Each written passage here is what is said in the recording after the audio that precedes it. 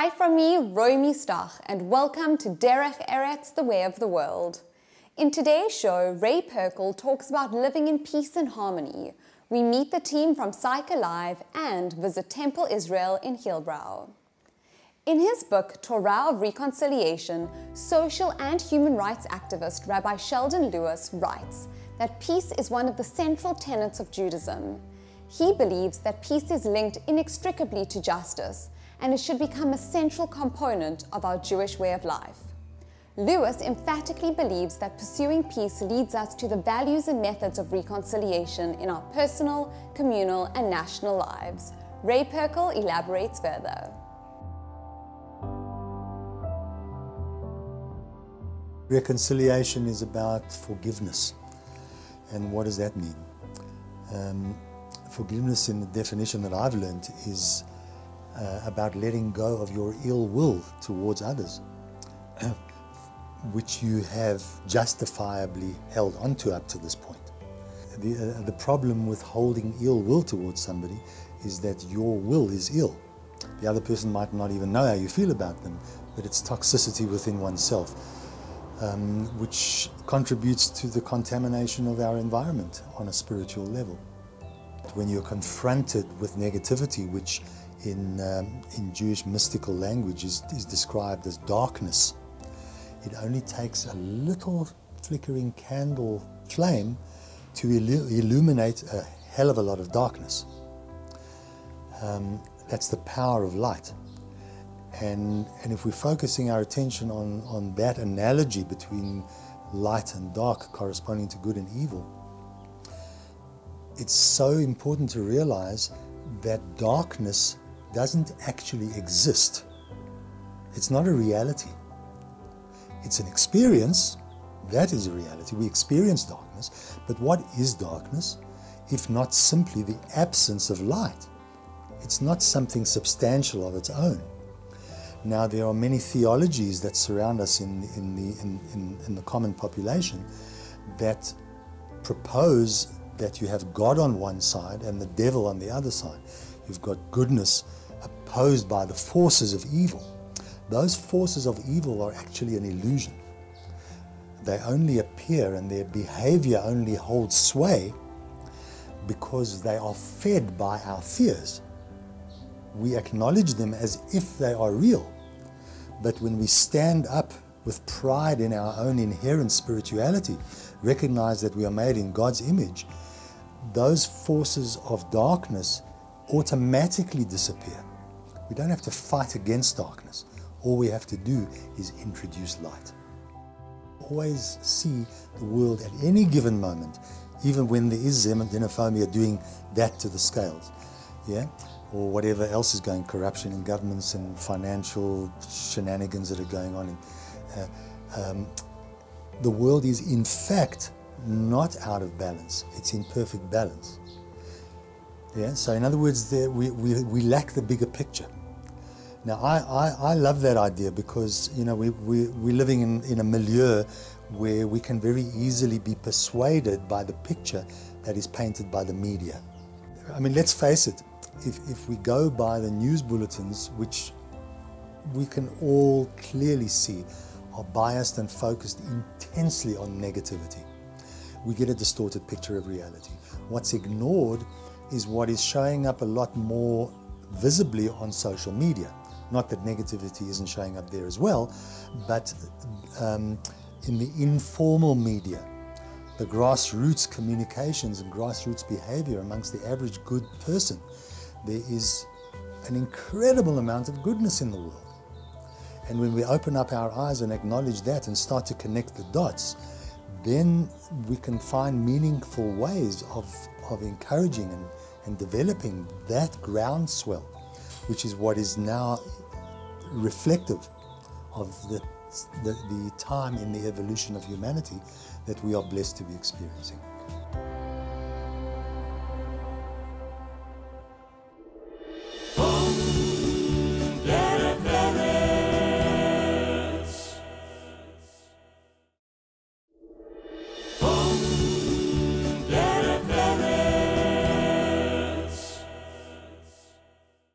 In 1998, when South Africa was still in the early stages of democracy, Rabbi David Chazdan felt compelled to develop a youth program to break the boundaries of racism. The Psych-Alive initiative was to be the start of a long exercise in Ubuntu, leading many kids to the discovery of a world inhabited by different people with different cultures, religions, and value systems, but who have a shared humanity and a spirit of kindness and compassion to others.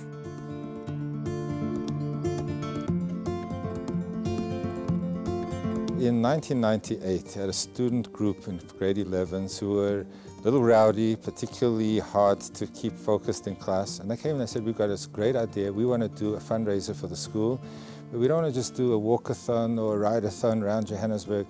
We want to cycle from Johannesburg to Durban, but we're going to do something dramatically different. We're going to invite students from Soweto. They're going to cycle with us to Durban, and we're going to turn this into a movement of thought, a shifting of headspaces. We're going to do something that's going to impact on our Jewish community and beyond the Jewish community. In 1998, I was principal at Muletsane High School, and a gentleman who lived in the neighborhood, who worked for a company in Braamfontein, walks into the office to tell me about Psych-Alive, a project that will be undertaken by a Jewish school. I needed the officers of the Interfaith Commission. There was a man called Ishmael Umkubela who went to his office in Braamfontein. We sat around the table initially, everybody folded hands, like, what is the agenda? And within an hour, we'd put our hearts on the table, we'd spoken about a common vision, and Dan and myself walked over to the Braamfontein branch of FNB. We started an account called Psych-Alive, and that is when a friendship began between myself and Mr. Zimba, Mr. Dan Zimba, and an affiliation of our schools. He was then at Malatsani and then moved to Pace, and we moved with him, keeping Malatsani. We introduced his new school as well. It was interesting because there was this challenge of riding alongside white boys, and for them riding alongside African children. They didn't know one another. At first I was worried that maybe there would be some culture shock, but instead it turned out to be very positive.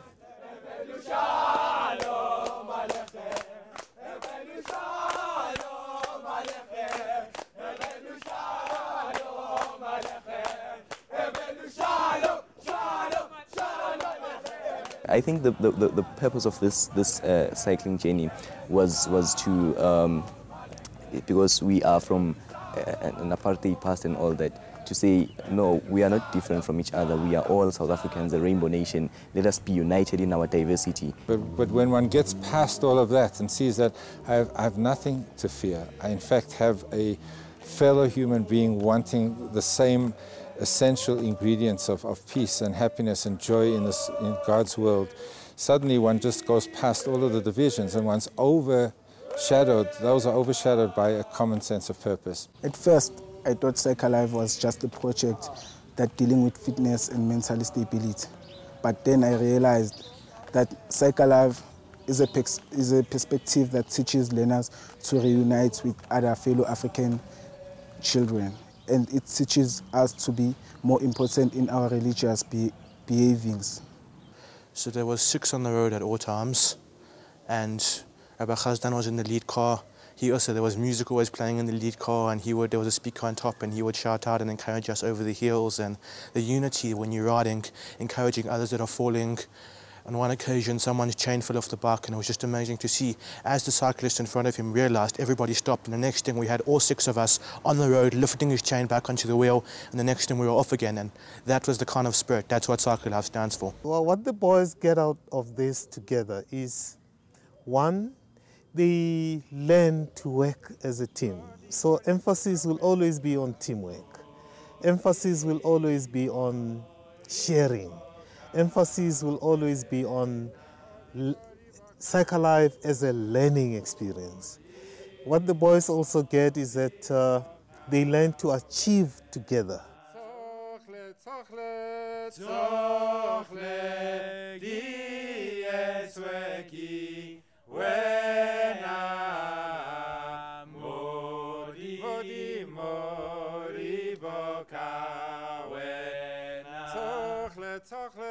One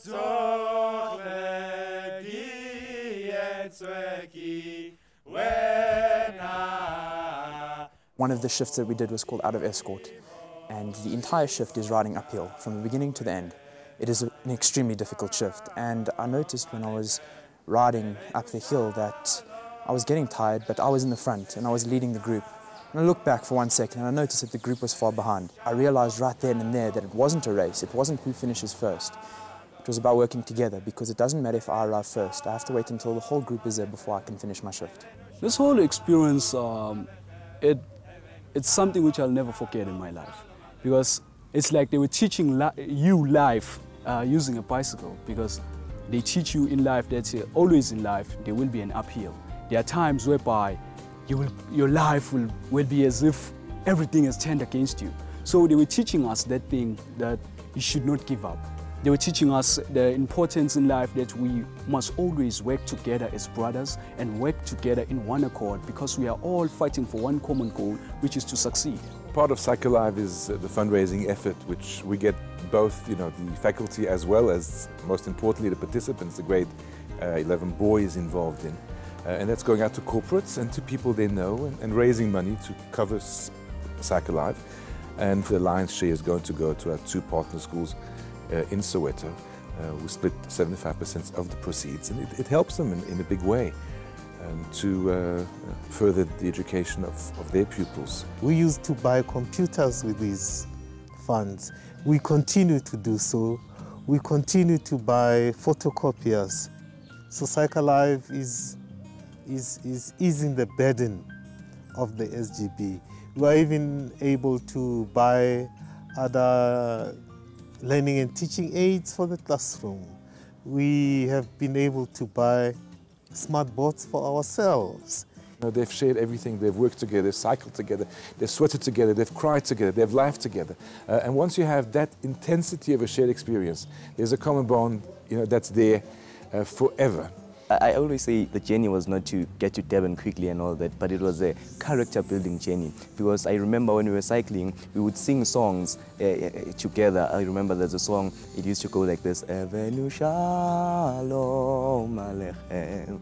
It was a wonderful song. We used to sing and ride and ride and ride. And we didn't even notice that we've cycled 20 kilometers, then we gave it to another group. So it was a wonderful experience mixing with different cultural backgrounds. So it actually does create such a breakdown of those cultural barriers that are so, seemingly unsurmountable here in South Africa, and Psych-Alive goes such a long way to break those down for those participants, forevermore.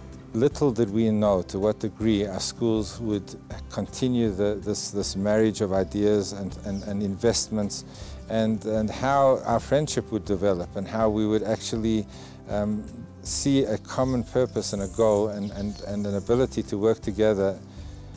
One grows very close, spending a very intense week every single year, and the in-between planning moments over the last 20 years. Rabbi Hasdan has turned out to be a very good friend of mine. I have learned a lot from him as a manager, as an organizer. He's a very good organizer. He's the one that is responsible, above all else, to organize the Psych-Alive event year in, year out. And he does a very wonderful job. And that skill I have picked up from him. Derech Eretz is an essential ingredient of our Jewish living. It tells us that Derech Eretz Kadma LaTorah is something that should even precede our intellectual Torah learning and study, because that is the essential ingredient of being a mensch. And being a mensch means that one is aware of the needs of others, that one's eyes are open, that one is able to read the needs of others, one's able to listen to the pain of another human being, one's able to step in and actually make a change and make a difference in other people's lives.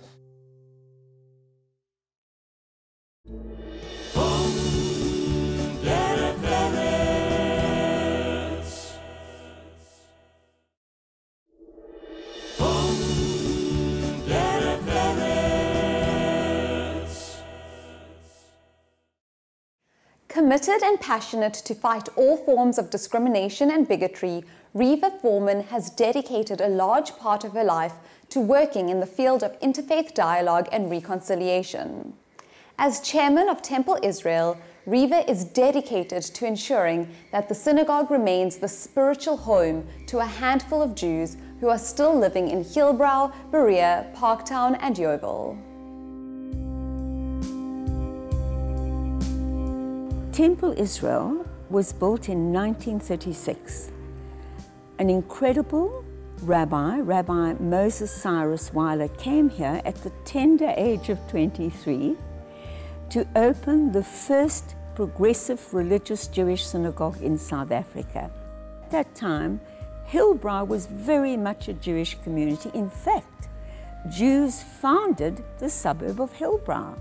Samuel Goldreich bought the first 3 plots and sold them to the other immigrant Jews of the time. And Rabbi Weiler was an incredible success. Within a few years, the synagogue had more than 400 to 800 family members. I was born in Germiston in 1950, and I was named in Temple Israel of 1950. Been coming on and off with my dad and my mom. We used to come to all the services, and the place was absolutely packed from floor to ceiling. Over the years, of course, as we know, all inner city areas changed, and Jews began moving out of Hillbrow, Berea and Yeovil, further north, and so the demography changed. And by 1994, there were still many Jews left in the area, and the progressive movement at the time were thinking of selling the synagogue. And I heard about this synagogue that was going to be sold, and I came to see it, and I thought, what a magnificent heritage. And there were many Jews still in the area who wanted to come here and didn't want to go elsewhere. So I joined the synagogue, and we very narrowly, by 1 vote, saved the synagogue. And I knew from the day I stepped into the synagogue, and initially, of course, we had wonderful people like Benny Stolzen leading it with us, and my late brother Stanley, who was the treasurer, and who, by the way, was married in the synagogue as well, said that as long as there's 1 Jew left in Hillbrow, the doors will be open. Working with Riva and seeing her commitment to the shul and keeping it open and being there for the poor and indigent of the people in Hillbrow and keeping the doors open for the stranger and whatever, I just felt that I would like to be part of that. All these years, my role has been a caretaker. Looking for the building. During the high old days, I'm the one who makes sure that everything is done accordingly. And with God's help, we have continued as a small community. It's run totally by lay leaders such as myself. Well, I lead the services at Temple Israel on the Jewish holidays, the Chagim, and also on Shabbat. Not every Shabbat, but as many as I can manage. And it is quite amazing to come here to those services, to look at the congregation, which is made up of such interesting people, and to continue an 80-year-old tradition of having services here in Hillbrow under circumstances that are not entirely easy, but they are circumstances that are entirely inspiring. The city, as I think many cities have done, suffered from an urban decay and a decline, but people remain vested there. They continue to live there and to ply their trade, and as the city has gone through the decay, so opportunity has been seen and there is a regeneration. We're not alone in Johannesburg, it's happened in other cities in the world. I think what is important is the involvement of people who are wishing to preserve institutions of heritage, first of all, who continue to be involved in building communities and being a positive influence in those communities in those areas. On the 9th of July last year, we had the 80th anniversary of Temple Israel, and we launched the Temple Israel Heritage Center. And Hashem, or God, answered all my prayers. We had the then Public Protector Advocate Tuli Madonsela as our keynote speaker.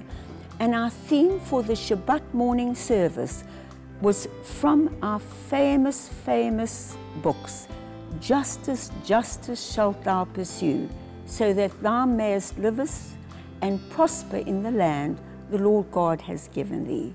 And I think that is so important today. Tikkun Olam, the Hebrew phrase for helping God repair the world, is in the very DNA of the synagogue. And that's why I'm so excited about it. A synagogue, a building such as this, it has generations of energy and beauty and goodness in it.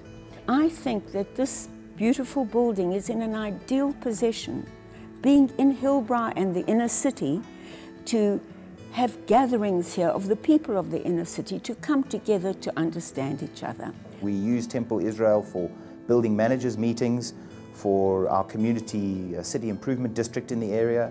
So there's a lot of work that is done in trying to build social cohesion in the communities that work. I think everything I am comes from my parents, Cherry and the late Cherry and Joe Foreman, and their absolute innocence, love of each other, love of God, and love of all the people around us. I was brought up behind a chemist counter in Doornfontein. And behind that chemist counter, I saw my parents' love of every human being who walked into that shop. Riva is a formidable force, and certainly in our area of the inner city, she is a lady who she strikes a chord in the inner city, and she certainly stands out. She is not the kind of lady you would typically expect to find in the inner city, and yet here she is in the middle of Hillbrow, fighting the good fight. Derech Eretz, what a beautiful, beautiful choice. 2 words. To me, the way of the land is the way of justice. It's the way of righteousness.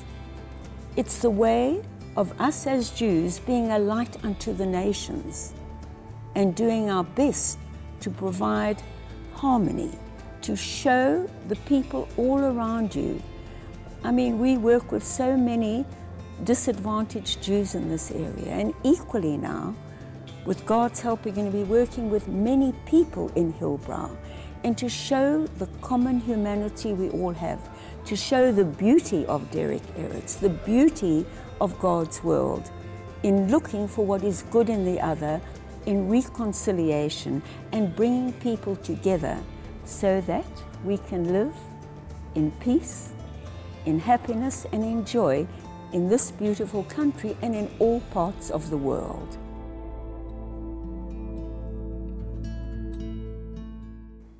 We are all children of one God, therefore we have a fundamental social responsibility towards each other. If you have missed any of our past episodes of Derech Eretz, you will be able to watch them on our Derech Eretz Connect YouTube channel. From me, Romy Stach, and the Derech Eretz team, remember, giving is far more joyous than receiving, because in the act of giving lies the expression of being alive.